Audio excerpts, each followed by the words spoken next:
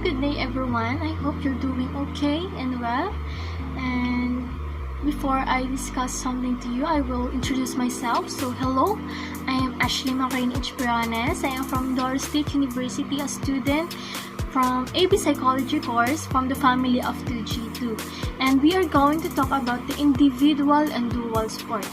So we have different definition of sport, and some of this is from the etymologically. Sport is from the Old French sport meaning leisure, and in American English, sports the term was used to refer general type of recreational activity. While in Persian, sport is based on the root word board meaning vini, and in Chinese, their term for sport is tu meaning physical training. In modern Greek, their term for sport is athlesmos, meaning the English term as athletes or athleticism. So athlete is the player of the sports. And the next one is according to English 1300, the oldest definition of sport is anything human find amusing or entertaining. While in Roger 1995, sport is an activity for relaxation and amusement with synonyms including diversion and recreation. And in Lampkin 1998 defines sport as a physical activity governed by formal and informal rules that involve competition against an opponent or oneself, and are engaged in for fun and recreational activity and reward.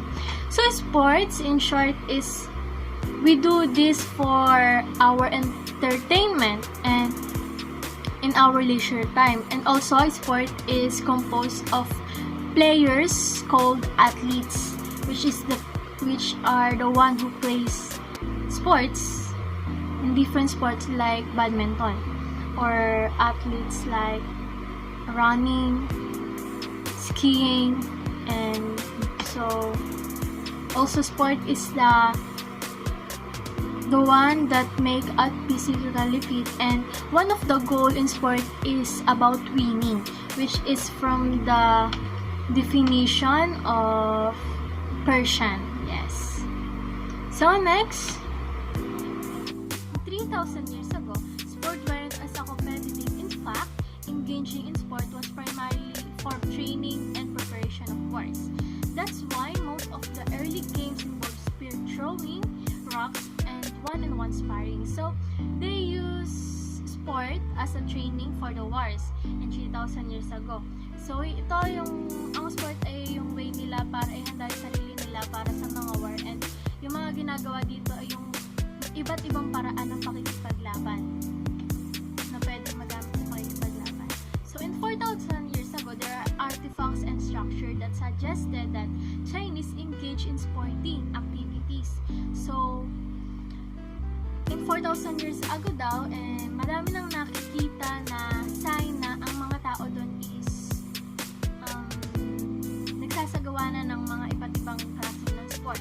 So in monuments, the paroa indicate the number of sport including swimming and fishing were well developed and regulated several thousand years ago in ancient Egypt. So in pharaohs, so maybe they use this kind of activities for sports that make them na lagi nilang ginagawa sa pang-araw-araw, parang ginawa na nilang competition as a sport, which is actually like fishing that make us live in our daily life. So where other Egyptian sports including javelin throwing, high jump, and wrestling, ancient Persian sport focus in combative sport such as traditional Iranian martial arts, and Zircone has close connection to the warfare skill. So like in 3,000 years ago, marami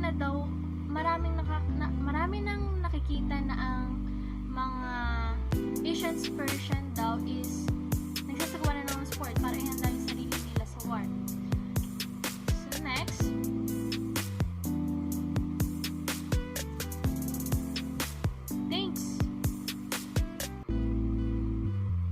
thanks to ancient Greek, so formal sport were finally introduced to the world. Foot and chariot races, jumping, discus, and javelin throwing, wrestling. These were some of the main events in the first Olympic Games in 776 BC. So in 776 BC, unang nag-exist ang Olympic Games, which is hanggang ngayon is nangyayari. Some of their sport is foot and chariot races, jumping, discus, and javelin throwing, and wrestling. And next is, it was all fun and games. Yes, we are playing games while having fun. So we have 17 classification of sport, or general classification of sport specifically, like athletics, ball sport, club and ball sport, cue sport, combat sport, dance sport, extreme sport, gymnastics, mile sport, motor sport, racket sport, riding sport, shooting and target sport, water sport, weight sport, winter sport, and wheel sport. So we have 3 classification of sport according to the players' compensation. So we have individual sport, dual sport, and team sport. So in simple explanation of this is individual sport is performed. They may perform alone, while individual sport are the types of sport which is 2 person compete against each other. 2 person exist and play sport or specific game. While in team sport, there are 3 or more players in a team. And next, in classification of sport according to level, we have professional and amateur. So as you can see, I have an example of this is the Olympic players, Olympic Games, and Manny Pacquiao.